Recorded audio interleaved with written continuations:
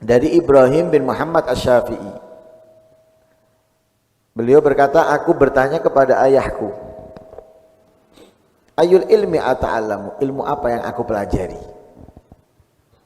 Lalu dijawab, amma syair, adapun ilmu pensyairan, fa innahu yadha'ur rafi, ilmu pensyairan ini nanti digunakan untuk apa? Menjatuhkan yang mulia. Wa yarfa'ul khasis, mengangkat yang rendah. Zaman dulu, zamannya Nabi, orang yang ahli syair, yang pintar dalam bersyair, itu umumnya kebanyakan muji orang-orang dolim, muji orang-orang fasik, orang-orang yang ahli maksiat. Ketika mereka memuji, mendapatkan harta, mendapatkan uang dan yang lain sebagainya. Lawannya orang-orang yang fasik, lawannya orang-orang zalim ini selalu dihina dalam syairnya. Ya. Jadi membandingkan, loh, ini hebat, ini, yang zalim, yang fasik diangkat. Yang mulia, yang mulia, yang istimewa, alim, abid, ya, selalu berzikir kepada Allah, ini direndahkan, ya, direndahkan. Karena itu dikatakan ayahnya, kalau ilmu syair nanti dibuat mengangkat yang buruk, menjatuhkan yang mulia. Artinya apa? Enggak begitu penting. Wa amman nahwu, adapun nahwu, fa innahu fa idza balagha sahibul ghaya fihi sara muaddiban. Kalau nahwu, siapa yang mempelajari sampai puncaknya, jadi benar-benar memahami ilmu nahwu, sara muaddiban, dia akan menjadi muaddib. Dia akan menjadi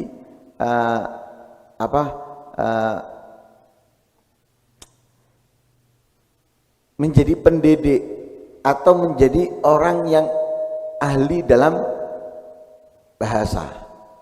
Akan mudah bagi dia untuk mempelajari, memahami ilmu-ilmu yang lainnya. Karena itu ilmu nahwu dinamakan dengan ilmu alat.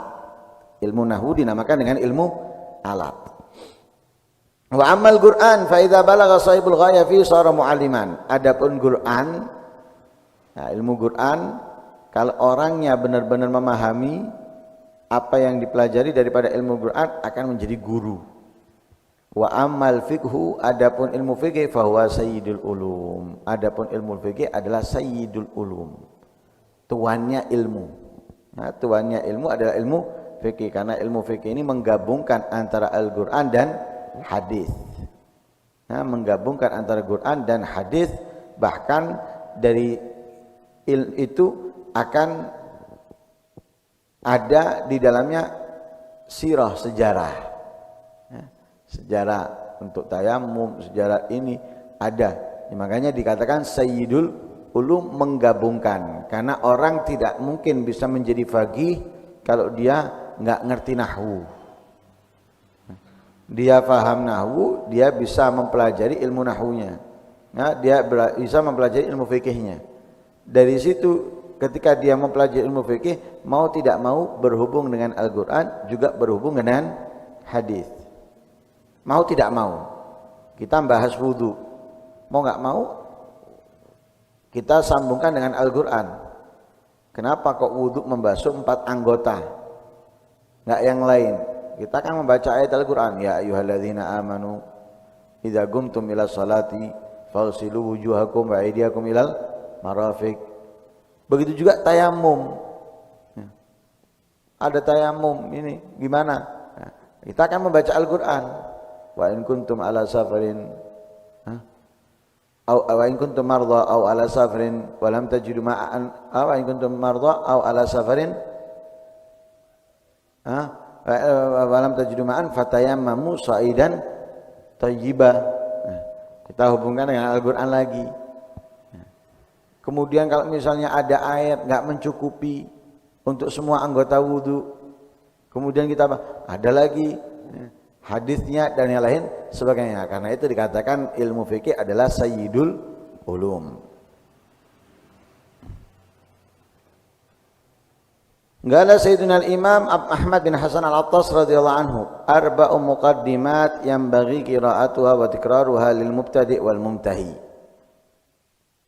Al-mubtadi' tanfa'uhu wal muntahi tudzakiruh. Lihtiwa'iha ala ulumin katsirah. Wa hiya muqaddimah tafsir al-Fakhri Razi wa muqaddimah syarh an-Nawawi ala Sahih Muslim. Wa muqaddimatuhu ala syarh al-Muhadzab wa muqaddimah Ibnu Khaldun.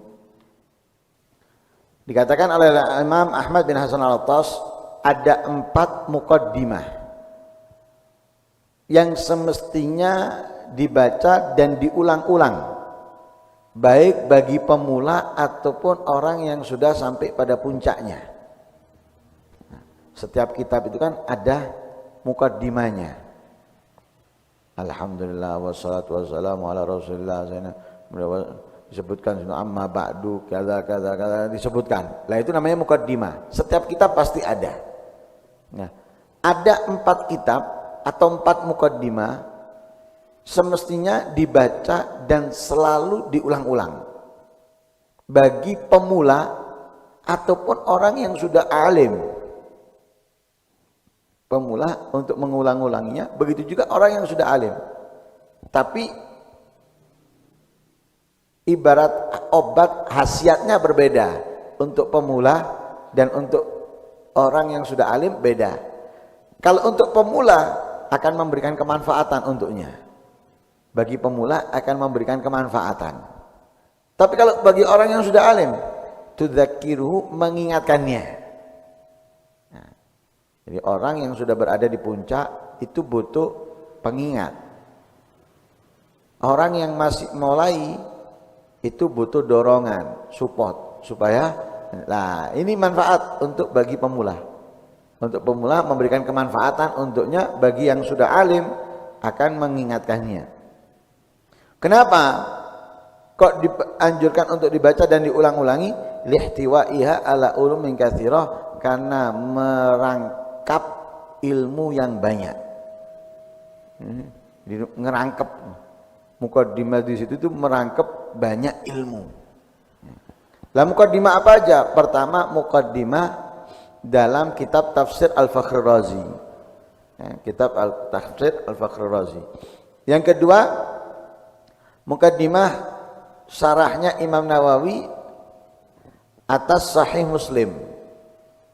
Imam Nawawi mensyarahkan Sahih Muslim. Muqaddimahnya Imam Nawawi di syarah Sahih Muslim.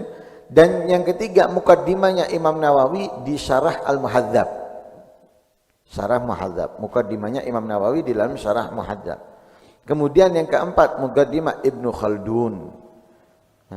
Nah, Ibnu Khaldun ini ulama sejarah, ulama sirah, kemudian juga filosofi, ya, pakar filosofi. Itu Ibnu Khaldun. Beliau bermadhab Maliki. Bermadhab Maliki, lahir dan besar di Tunis, kemudian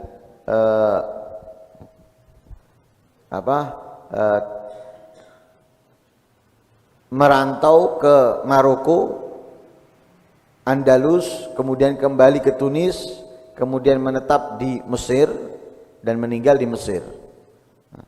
Kitabnya diantaranya yang terkenal Al-Ibar wa Diwanul Mubtada' wal Khabar fi Tarikhil Arab wal Ajam wal Barbar. Satu kitab. Al-Ibar wa Diwanul Mubtada' wal Khabar fi Tarikhil Arab wal Ajam wal Barbar.